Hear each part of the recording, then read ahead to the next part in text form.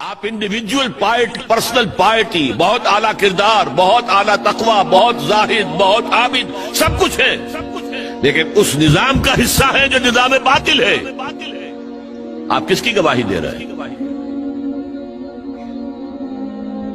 وَمَن لَّمْ يَحْكُم بِمَا أَنزَلَ اللَّهُ فَأُولَٰئِكَ هُمُ الْكَافِرُونَ، جو فیصلے نہیں کرتے اس چیز کے مطابق جو اللہ نے نازل کی ہے، وہی تو کافر ہیں۔ تم نے کافر کس سے سمجھا ہے؟ وَمَن لَّمْ يَحْكُم بِمَا أَنزَلَ اللَّهُ فَأُولَٰئِكَ هُمُ الظَّالِمُونَ، جو اللہ کی اتاری ہوئی شریعت کے مطابق فیصلے نہیں کرتے وہی تو مشرک ہے۔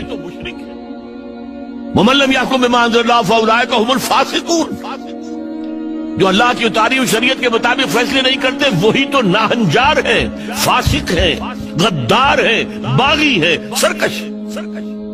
یہ تین فتوے ہیں مفتی اعظم کے۔ مفتی اعظم کون ہے؟ اللہ۔ قرآن میں یہ لفظ آیا ہے اللہ کے لیے، یفتیکم، یستفتونک، اے نبی یہ آپ سے فتویٰ مانگ رہے ہیں کلالہ کے بارے میں۔ قل اللہ یفتیکم، کہہ دیجیے اللہ فتویٰ دیتا ہے۔ لو، تو مفتی اعظم کون ہے؟ یہ سارے دنیا کے مفتی مل کر بھی اگر مفتی بن جائے ایک، تو کیا اللہ کے برابر ہوں گے؟ اور اللہ کا فتویٰ یہ ہے جو اللہ کی اتاری ہوئی شریعت کے مطابق فیصلے نہیں کرتے وہی تو کافر ہے، وہی تو ظالم ہے، وہی تو مشرک ہے، وہی تو فاسق ہے، وہی تو سرکش ہے۔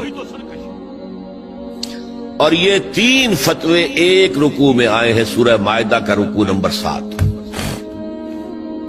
تو یہ شہادت جو ہے، یہ شہادت گہے الفت میں قدم رکھنا ہے۔ لوگ آسان سمجھتے ہیں مسلمان ہونا۔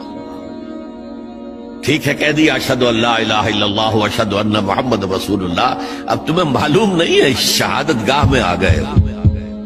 اور شہادت سے مراد تمہارے قول سے اللہ اور اس کے دین کی گواہی ملنی چاہیے، تمہارے عمل سے اللہ کی اور اس کے دین کی گواہی ملنی چاہیے، اور انفرادی ہی نہیں اجتماعی سطح پر اللہ کے دین کو قائم کر کے گواہی دو دنیا کے سامنے کہ دیکھو یہ ہے اللہ کا دین، آؤ۔